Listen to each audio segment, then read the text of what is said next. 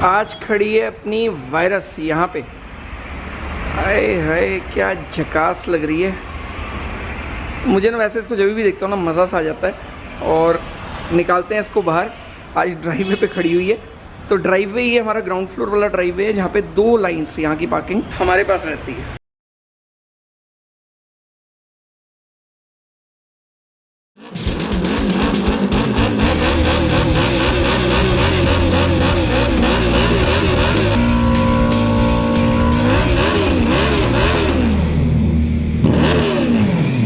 तो कैसी अपनी टर्बो फैमिली, मैं बिल्कुल मस्त। टाइम हो रहा है करीब दोपहर के 3 और ये खड़ी अपनी वायरस।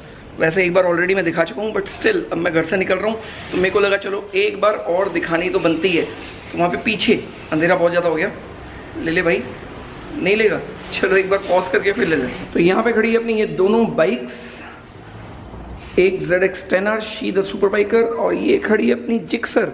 तो आज है वैसे फ्राइडे, ये वीडियो आने वाला है सैटरडे को। आज फ्राइडे ही है ना शाजिम? जी। तो ये वीडियो आने वाला है सैटरडे को एंड संडे की राइड इस बार कंफर्म है, जो वीडियो आपको देखने को मिलेगा मंडे को।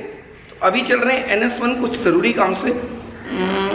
काम क्या है ये तो वहीं जाके पता लगेगा। वायरस एंड यहाँ पे खड़ी है एक एक्सपल्स। ओ माय गॉड, ये लेनी है, मतलब मेरा बड़ा मन है ऐसी कोई बाइक लेने का। Plus look at this beauty, Yamaha. तो ये बाइक वैसे मैंने पहली बार देखी है इन रियल, वैसे बहुत पुरानी है। देन बॉर्नविल, ये बाइक के मिक्स रिव्यूज़ हैं, कुछ लोग कहते हैं बहुत अच्छी है, कुछ लोगों को बिल्कुल पसंद नहीं आती। और फाइनली मैं आ गया हूँ NS1 पे। तो अंदर चलते हैं, कुछ माहौल देख लेते हैं बाइक्स का। वैसे आज बाइक्स खड़ी हैं बहुत सारी। तो यहाँ पे खड़ी है 1090 ब्रूटाले। ओए होए, अब देखो इस बाइक को। तो यार ये बाइक मैंने चलाई थी और चला के ऐसा मज़ा आया ना इस बाइक को, मतलब नेक्स्ट लेवल।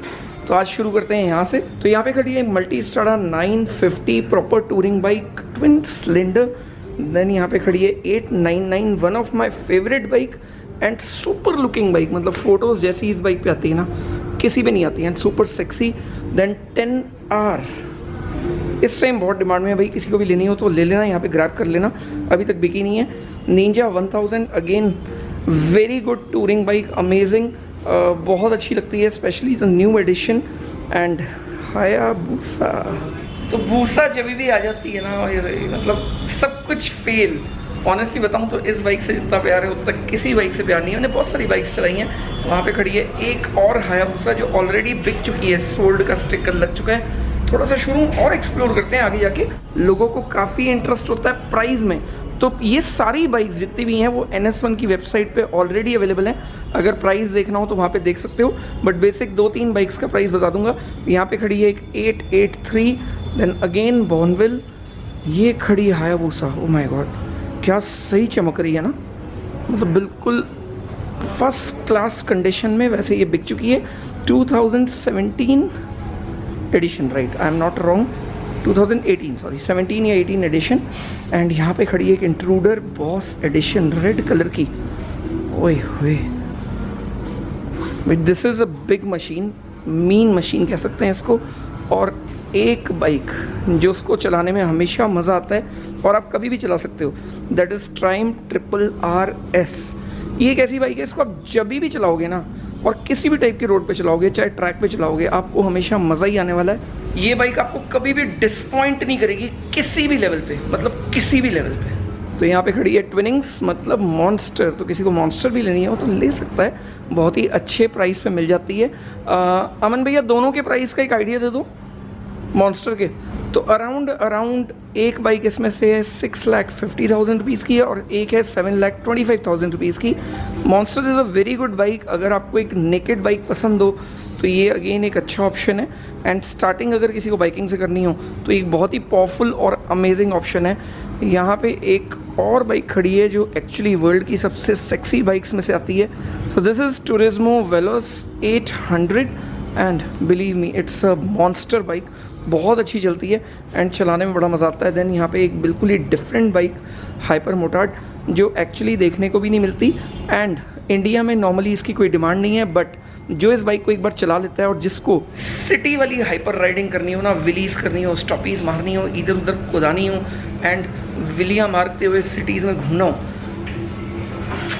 सुपर। इसका एक वीडियो देखना, ऑफिशियल डुकाटी का ऑफिशियल वीडियो है, वो ज़रूर देखना। इतना अल्टीमेट वीडियो है ना, मतलब मैं वीडियो देख के ना ऐसे दंग रह गया था कि अच्छा ये बाइक की इतनी कैपेबिलिटीज़ है, मुझे भी नहीं पता था ऑनेस्टली बताऊँ। तो मेरे साथ में शाजिम, इसने इमीडिएटली अभी एक बोला, किसके लिए बाइक? ये मेरे लिए बनी है। मेरे लिए बनी है, तो ले ले भाई, बहुत अच्छी बाइक है, अगर तेरा बजट है तो ले ले, आँख बंद करके।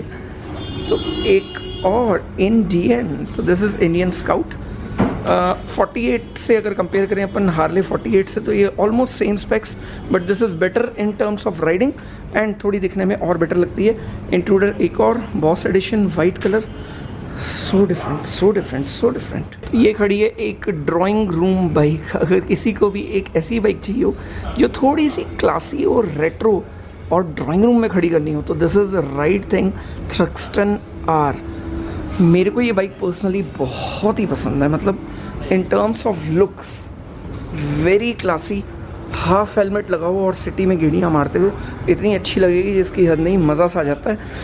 And power of this bike is amazing. 1200 CC bike है ये, कहीं पे भी कोई कमी नहीं है। ऑल इंस की कंप्लीट सस्पेंशन, ब्रैम्बो ब्रेकिंग, इसके अंदर एग्जॉस्ट भी लग जाते हैं वेंसनाइंस के, तो ये काफ़ी हैवी बेसी बाइक हो जाती है साउंड के मामले में। तो अब क्वेश्चन ये है कि मैं यहाँ पे क्यों आया हूँ, मैं यहाँ पे क्यों आया हूँ,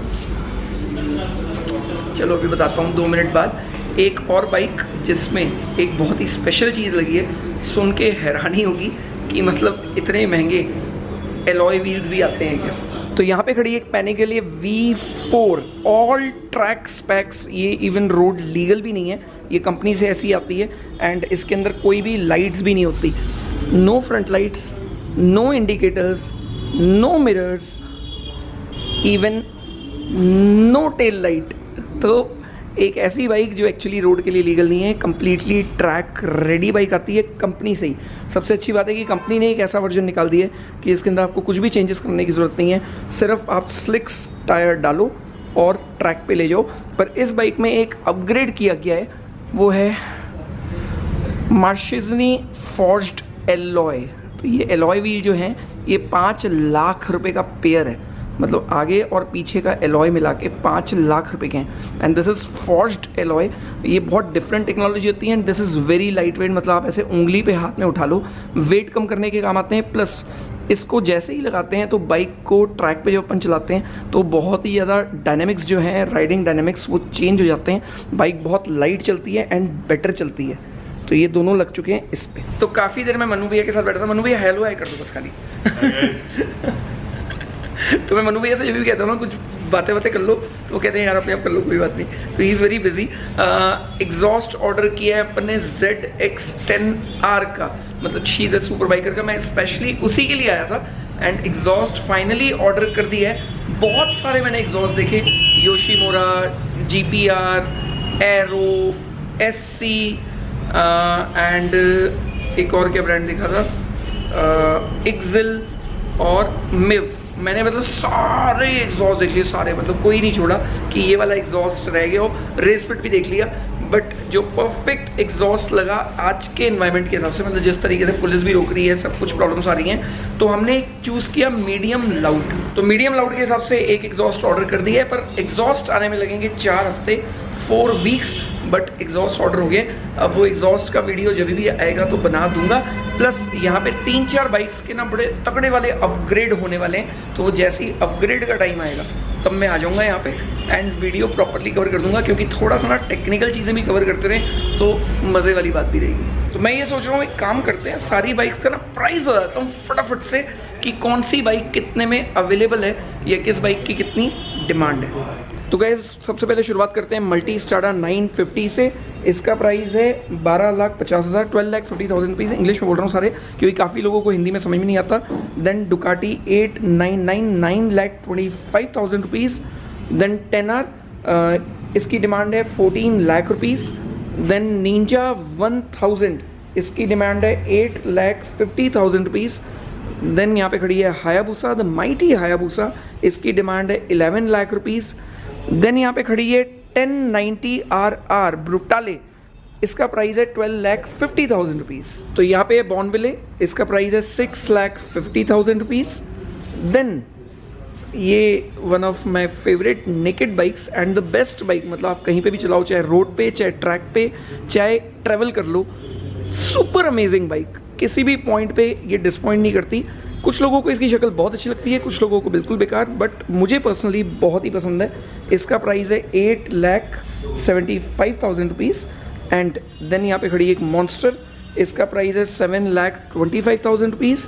देन एक और मॉन्स्टर जिसका प्राइस है 6,50,000 रुपीज़। तो यहाँ पे खड़ी है एक इंट्रूडर रेड कलर की, ये एक्चुअल में बहुत सुंदर लग रही है। इसका प्राइस है 10 लाख रुपए, 10 लाख रुपीज़। देन यहाँ पे खड़ी है एक टूरिज्मो वेलोस 800 MV अगस्टा, तो एक अच्छी बाइक अगर आपको ट्रैवल करना हो तो 12,50,000 रुपीज़। देन हाइपर मोटार्ड, तो ये एक ऐसी बाइक है जो बहुत डिफरेंट है, अगर ले लोगे तो मस्ती करते रहोगे। टू प्ले विद मशीन है, मतलब अगर किसी को खेलना हो एक बाइक के साथ में तो ये बहुत अच्छी मशीन है। इसका प्राइस है 7,50,000 रुपीज़। तो मैंने ऑलमोस्ट एक ही सांस में सारी बाइक के प्राइस बता दिए। अब यहाँ पे भी कुछ एक लाइन में बाइक खड़ी हैं। सर आपका नाम? मैं नाम नहीं पूछ, Ritesh Vitesh, very different name, तो नाम ही मैंने पहली बार सुना है, वितेश। रितेश मेरा एक फ्रेंड का नाम है तो याद रह जाएगा। तो वितेश सर यहाँ पे आए, अंदर आए और अंदर आते ही चलिए वितेश भाई, तो सर नहीं बोलूँगा, वितेश भाई यहाँ पे अंदर आए और आते ही पहले इन्होंने बस टर्बो फैमिली का नाम ले लिया, और टर्बो फैमिली नाम सुनते ही अपन खुश हो जाते हैं। तो भाई को लेनी है एक बाइक, एंड मेरे को नहीं पता था कि इतने अच्छे से फॉलो कर रहे हैं। इन्होंने ऑलमोस्ट सारे व्लॉग्स देखे हुए हैं, तो काफ़ी देर से हम डिस्कस कर रहे थे। एंड ये अभी स्टार्ट कर रहे हैं बाइक। कितने साल के बाद बताया आपने? 13 साल के बाद। 13 साल के बाद दोबारा बाइकिंग में आना चाहते हैं। 13 साल पहले बाइकिंग करते थे, एंड अभी स्टार्टिंग के लिए मैंने इनको रिकमेंड कर दी 2-3 बाइक्स। तो वैसे जो मैंने आपको चॉइसेस बताई उसमें से आपको बेस्ट क्या लग रहा है पर्सनली? वैसे Triumph Street Triple RS, and it's amazing choice, telling you it's amazing choice. आँख बंद करके ले लो मेरे कहने पे, मैं बता रहा हूँ आप कभी रिग्रेट नहीं करोगे। और रिग्रेशन हो भी ना, कभी आपको लगे कि गलत डिसीजन ले लिया, बाइक मुझे देना, मेरे से पैसा ले जाना, मतलब ऐसी बाइक है, कोई बात नहीं, एक और ऐड कर लेंगे, कोई बात नहीं, क्या फर्क पड़ता है एक और गैराज में खड़ी कर देंगे, चल जाएगी कभी ना कभी। तो एनीवेज इस वाली लाइन को भी अब कवर कर लेते हैं फटाफट से। तो यहाँ पे खड़ी है एक वाइट कलर की इंट्रूडर बॉस एडिशन, इसकी डिमांड है 11 लाख रुपीज़। किसी को अगर बहुत ही हाइपर क्रूजिंग करनी हो ना तो बहुत अच्छी बाइक है, 1800 सीसी सुपर पावर वाली। तो यहाँ पे जो इंडियन है स्काउट, ये बुक हो चुकी है, बट वैसे 8 लाख रुपीज़ की बिकी है। यहाँ पे एक बूसा है, ये भी बिक चुकी है, प्राइस डिस्क्लोज करने का कोई फ़ायदा नहीं है। यहाँ पे अगर एक किसी को ऐसी बाइक चाहिए हो जो एक्चुअली पावरफुल हो और अच्छा मज़ा लेना हो ट्विन सिलेंडर का सस्ते में, तो this is only 4 lakh rupees. तो यहाँ पे खड़ी है एक 883 जिसका प्राइस है 6,50,000 रुपीज़। तो भाई लोग मज़ा आ गया प्राइस सुन के। अगर कोई बाइक महंगी लग रही हो ना तो ये मत सोचना कि यहाँ महंगी मिलती है। ऑनेस्टली बताऊँ, काफ़ी लोग इधर उधर से ख़रीद लेते हैं और बाद में बहुत दिक्कत होती है उनको पेपर्स को लेके। एक्सीडेंटल बाइक्स, बहुत सारी प्रॉब्लम वाली बाइक्स, बहुत सारी तकलीफ़ें। मेरी फैमिली में मेरे जीजू के साथ एक इंसिडेंट हो चुका है, ऑल्दो मैं डिक्लेयर कुछ नहीं करूँगा, मैं शेयर कुछ नहीं करूँगा उस बारे में, क्योंकि वो हमने इंटरनली रिजॉल्व कर दी है। बट बिलीव मी, बाइक लेनी है या कार लेनी है तो सही जगह से लो। मैं NS1 को सिर्फ इसलिए रिकमेंड करता हूँ क्योंकि यहाँ पे कभी भी कोई चीटिंग नहीं होती। प्राइस थोड़ा सा हाई है या कम है ये मत सोचो, चीज़ अगर अच्छी मिल जाती है ना तो आपके दिमाग में टेंशन नहीं रहती एंड आप थोड़ा सा रिलीव्ड रहते हो बाइक को लेके एटलीस्ट। तो इसमें वैसे लगा हुआ है एरो का exhaust and I really love the sound. इसकी विस्लिंग साउंड ना मुझे बड़ी अच्छी लगती है और चलाने में बड़ा मज़ा आता है। मेन तो मतलब राइडिंग।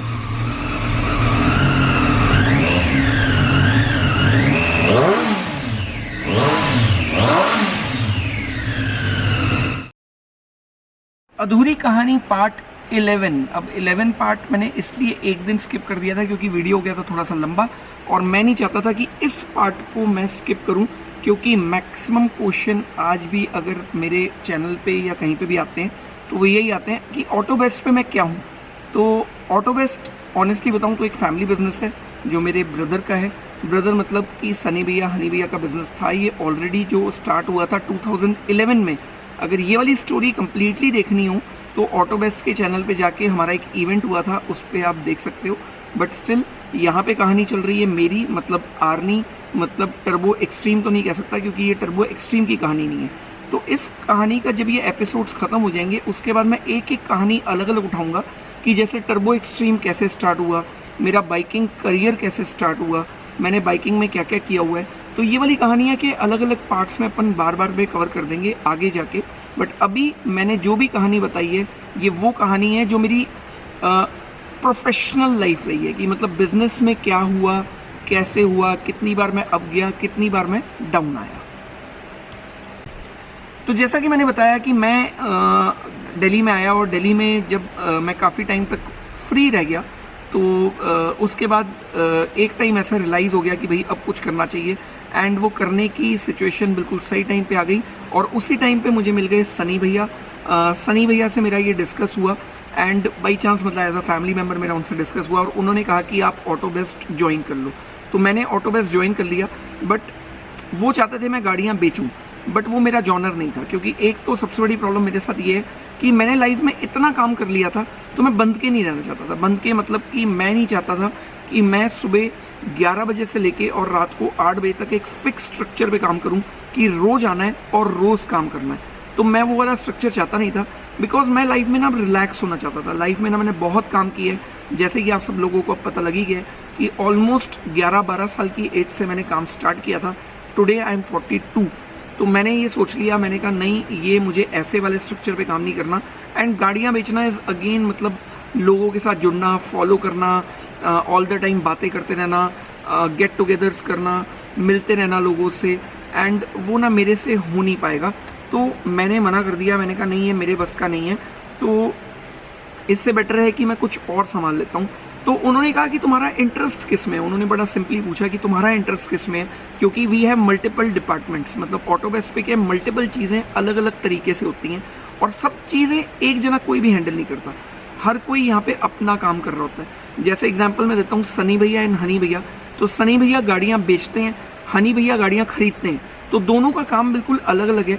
ऐसा नहीं है कि एक दूसरे का काम वो नहीं कर सकते, उनको बखूबी आता है वो काम, बट यहाँ पे क्या काम सारा बांटा हुआ है कि भाई आपने ये काम करना है, आप इस काम में एक्सपर्ट हो तो आप यही काम करो, मैं इस काम में एक्सपर्ट हूँ, मैं यही काम करता हूँ।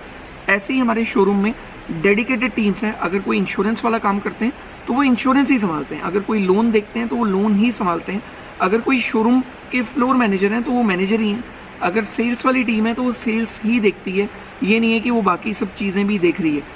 एक अगर बंदा जिनको पेपर्स कलेक्ट करने होते हैं एंड पेपर्स पहुँचाने होते हैं, आरटीओ में सबमिट करने होते हैं या आरटीओ से लेके अपने कस्टमर को देने होते हैं, तो उनका काम भी एग्जैक्टली वही है। तो ऐसे ही एक हमारा डिपार्टमेंट था सोशल मीडिया। तो मेरे को सोशल मीडिया की बहुत अच्छी नॉलेज थी बिकॉज ऑफ टर्बो एक्सट्रीम, क्योंकि टर्बो एक्सट्रीम तब तक मैं 1 साल चला चुका था। अब क्या हुआ कि टर्बो एक्सट्रीम से मुझे नॉलेज बहुत अच्छी हो गई, एक तो वीडियोस की, दूसरा सोशल मीडिया की। एंड सोशल मीडिया की वैसे भी मुझे मतलब इंटरेस्ट भी था उस चीज़ में, तो मेरे को लगा कि चलो ये मैं कर सकता हूँ बहुत ईजिली। मैंने कहा चलो let's give it a try, मैं ट्राई करता हूँ। तो मैंने ट्राई किया एंड ट्राई करते करते करते करते 3-4-6 महीने में ही उसको इतना हमने बढ़िया कर दिया और इतना वेल मैनेज कर दिया कि पहले मैं करता था अकेले, उसके बाद धीरे धीरे धीरे धीरे मैंने टीम बढ़ानी चालू की और आज 8 जनों की टीम है मेरे पास में, मतलब मेरे अंडर में। तो फिर हमने क्या एक कंपनी फॉर्म कर दी, डेविल्स आर्ट प्रोडक्शन, जिसको मैंने संभालना चालू किया पहले शुरू में। तो डेविल्स आर्ट प्रोडक्शन का मैं डायरेक्टर हूँ एंड उसको हमने स्टार्ट किया चलाना। देन डेविल्स आर्ट प्रोडक्शन को इतना बड़ा कर दिया हमने, तो अब वो इतनी बड़ी कंपनी हो चुकी है कि हम बहुत सारी कंपनीज़ के लिए भी काम करते हैं।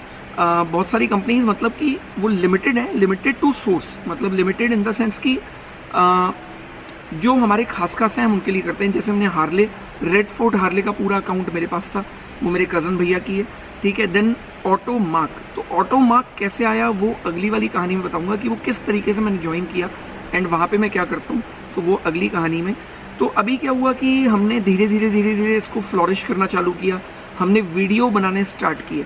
तो ऑटो बेस्ट की अगर आप वेबसाइट पे जाएंगे या ऑटो बेस्ट के अगर आप यूट्यूब चैनल पे जाएंगे तो वहाँ पे जितने भी वीडियोज़ बनते हैं वो सारे वीडियोज़ मेरी टीम बनाती है, मेरे अंडर में बनते हैं। मैं शूट करने जाता हूँ या उसका एडिटिंग के भी काफ़ी पार्ट में मेरा हाथ होता है। तो मेरे को एडिटिंग बहुत अच्छी आ गई, नेक्स्ट लेवल। इवन शुरू के अगर आज से साल भर पहले के भी आप कोई भी ऑटो बेस्ट के यूट्यूब चैनल पे जाके वीडियोस देखोगे, वो वीडियोस सारे मैंने एडिट किए थे।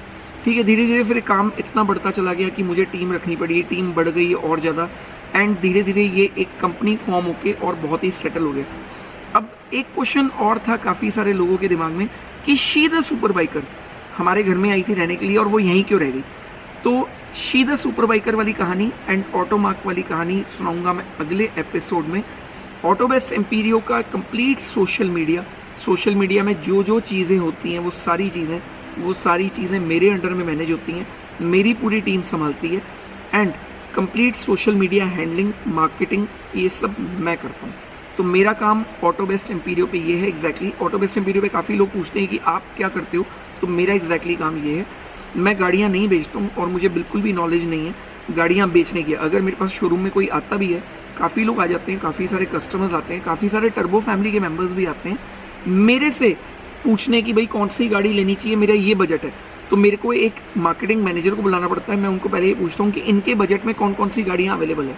तो वो मुझे वो गाड़ियाँ बताते हैं कि अगर 5 गाड़ियाँ उनके बजट में हैं, तो फिर मैं उनसे पूछता हूँ, मेरा एक ही क्वेश्चन होता है कि आपको किस टाइप की गाड़ी चाहिए, आपकी चॉइस क्या है। तो उनकी चॉइस समझ के मैं उनको 2 या 3 गाड़ियाँ सजेस्ट कर देता हूँ कि ये 2-3 गाड़ियों में से आप देख लो, ये 2-3 गाड़ियाँ आपके बजट में भी आ रही हैं और आपकी जो रिक्वायरमेंट है वो रिक्वायरमेंट भी पूरी कर रही है, एंड इनमें से आप जो भी चूज़ करना चाहते हो कर लो। किस गाड़ी के क्या प्रोस है, क्या कौन सा है, वो मैं उनको बता देता हूँ कि इस गाड़ी में ये कमी है, इस गाड़ी की ये खासियत है, वो मैं उनको बहुत क्लियरली बता देता हूँ। मैं उस हिसाब से उसको परफेक्टली सजेस्ट कर देता हूँ कि आपको ये गाड़ी ले लेनी चाहिए। तो मैं सिर्फ इतना ही कर सकता हूँ। सेल्स के मामले में, सेल्स की मुझे बहुत ज़्यादा ज्ञान नहीं है, स्पेशली विद द प्राइसिंग। मैं गाड़ी की डिटेल बहुत अच्छे से बता सकता हूँ, पर प्राइसिंग ज़ीरो नॉलेज है मुझे कि कौन सी गाड़ी कितने की होनी चाहिए, कौन से मॉडल की गाड़ी कितने में आ जाती है, मुझे बिल्कुल नॉलेज नहीं होती। तो काफ़ी लोग मुझसे ये भी पूछते हैं कि ऑटो बेस्ट एम्पीरियो पे क्या मुझे सैलरी मिलती है या मैं पार्टनर हूँ। तो इस बात को भी मैं क्लियर कर देता हूँ, ना मुझे सैलरी मिलती है ना मैं पार्टनर हूँ। मुझे जितने पैसे जब चाहिए होते हैं मैं उतने पैसे ले लेता हूँ मेरी ज़रूरत के हिसाब से। तो ये हमारा अपना बिजनेस है, फैमिली बिजनेस है। मैंने कभी भी ये नहीं सोचा कि मुझे इतने पैसे चाहिए या मेरी ये जस्टिफिकेशन है कि मैं इतना काम करता हूँ तो मुझे इतने पैसे मिलने चाहिए। नहीं, ऐसा कुछ भी नहीं है। मैंने अगर मेरे को 2 लाख की रिक्वायरमेंट होती है मैं 2 लाख ले लेता हूँ, मुझे 10 लाख की रिक्वायरमेंट होती है मैं 10 लाख ले लेता हूँ, अगर मुझे 10,000 की रिक्वायरमेंट होती है तो मैं 10,000 भी ले लेता हूँ। क्योंकि 2 बातें, एक तो मुझे रेंट बहुत अच्छा आता है, तो रेंट से मैं बिल्कुल फैलती हूँ, मुझे कोई दिक्कत नहीं है। दूसरी चीज़, मेरे अंदर ना वो चीज़ नहीं है कि मुझे ये भी लेना है वो भी लेना है, मुझे आज लैम्बो लेनी है, मुझे फरारी लेनी है। नहीं, मेरे अंदर ये नहीं है। मेरे लाइफ के फिक्स टारगेट्स हैं, इतने साल में ये चीज़ खरीदनी है, उतने साल में ये चीज़ खरीदनी है। मैं अपना टारगेट लेके चलता हूँ। मुझे पता है कि मेरी बेडशीट कितनी है, मुझे कितने पैर पसारने हैं, तो मुझे उतना बहुत अच्छे से पता है। बाबा जी की बड़ी मेहर है, अपने पास में एक BMW है, एक अपने पास वरना है, एक अपने पास i10 है। 3 गाड़ियाँ तो मेरे पास ही हैं, चलाने वाला मैं अकेला हूँ टेक्निकली। बाइक्स में भी अपने पास एक बूसा है, एक अपने पास 883 है, एक अपने पास जिक्सर है, एक अपन ने 10R भी अभी ले ली है शी द सुपर बाइकर की, ऑल्दो उनके पैसों से ली है, बट एक वो अपने घर में ही खड़ी है। घर में खड़ी है तो अपनी ही हो गई अभी तो। प्लस अगर मैं सनी भैया, हनी भैया और संजय भैया की बात करता हूँ तो इतनी गाड़ियाँ, इतनी सब कुछ गाड़ियाँ मिला के इतनी सारी गाड़ियाँ हैं कि जो मर्जी जब मर्जी चला लो, कोई फ़र्क ही नहीं पड़ता, जितने दिन मर्जी रख लो। मतलब मुझे तो ये भी कोई नहीं कह सकता कि भाई मेरी गाड़ी लेके चले गए कितने दिन रखोगे। प्लस एक सिविक भी है, सॉरी मैं सिविक बताना भूल गया था, वो क्या है उसको अपन चलाते नहीं है तो वो गिनती में भी कभी नहीं आती है। तो एक सिविक भी है अपने पास में। तो कि गाड़ियाँ इतनी सारी हैं, फैमिली इतनी बड़ी हो गई है कि फ़र्क ही नहीं पड़ता, कोई सी भी गाड़ी ले। जैसे भी बीच में मेरे को एक ट्रिप करना था तो मैं LC लेके चला गया, मैं पूरा ट्रिप करके वापस आ गया। ऑल्दो उसका मैंने व्लॉग नहीं किया क्योंकि मेरे पास टाइम नहीं था। मतलब ट्रिप इन द सेंस कि मैं गया जयपुर जाके वापस भी आ गया। मैं LC पे गया तो आके लगा कि नहीं यार, इससे बढ़िया तो BM पे ही चला जाता। वो इतना खून पीती है ना, पेट्रोल ऐसे पीती है जिसकी हद नहीं। तो क्या देखो, कमाता मैं खुद हूँ, पैसे जोड़ना नहीं जोड़ना, कैसे उसको खर्च करना है वो सब मेरे हाथ में।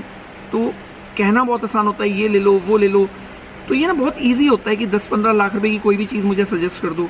टर्बो फैमिली कहती रहती है भैया आप ये गाड़ी क्यों नहीं लेते, आप वो गाड़ी क्यों नहीं लेते, आप ये बाइक क्यों नहीं लेते, आप वो बाइक क्यों नहीं लेते।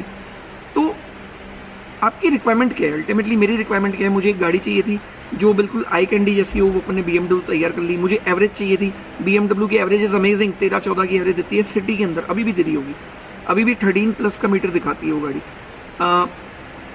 बाइक्स के अंदर एक मेरी हायाबुसा है वायरल, जो मेरी फेवरेट है, जिसको मैं कभी नहीं बेचने वाला।